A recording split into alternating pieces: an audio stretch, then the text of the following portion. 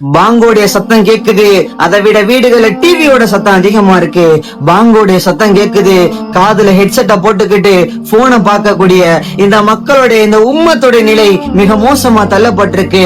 நாளை மறுமை நாள்ல சொர்க்கவாசிகள் நரகவாசிகளை பார்த்து கேட்பாங்க, மா சலகக்கும் ஃபீ சக்கர், ஏன்பா அந்த சக்கருங்கிற நரகத்துக்கு வந்தீங்க, எதுக்கு வந்தீங்க அப்படின்னு கேட்கும் போது நரகவாசிகள் சொல்லுவாங்க, ஆலு லம் நகும் மினல் முஸல்லீன், நாங்க தொழுகாதனால அல்லாஹ் அந்த நரகத்துல போட்டா. இந்த நரகம் மிக மோசமா இருக்கு, மிக கடுமையா இருக்கு.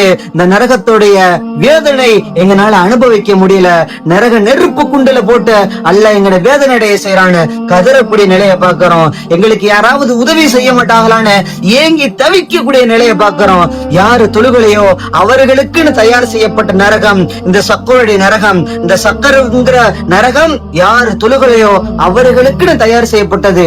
நீ தொழுகலையா, உன்னைய தரன்னு இழுத்துட்டு வந்து இந்த நரகத்துல தள்ளி விடுங்க அல்லாஹ் சொல்றான். நீ தொழுகலட்டி உன்னைய தரன்னு இழுத்துட்டு வந்து அல்லாஹ் அந்த நரகத்துல தள்ளி விடுறான். ஆனா காப்பாத்த யாரும் இல்ல, உதவி செய்ய யாரும் இல்ல, உன்னைய தடுத்து நிறுத்த யாரும் இல்ல, யாரும் காப்பாத்த மாட்டாங்க. அன்பிற்குரிய அல்லாஹ்வின் நல்லடியார்களே, தொழுகையை கடைபிடிக்க வேண்டும். உலகத்தில் இருக்கக்கூடிய காலம் எல்லாம் உடல் ஆரோக்கியத்தையும் உடல் ஆஃபியத்தையும் கைகால் சுகத்தையும் பரக்கத்தான ரஹ்மத்தான வாழ்க்கையை அல்லாஹ் சுப்ஹானஹு வ தஆலா எல்லா மக்களுக்கும் தந்தருள் புரிவானாக. ஆமீன். அஸ்ஸலாமு அலைக்கும் வ ரஹ்மத்துல்லாஹி வ பரகாத்துஹு.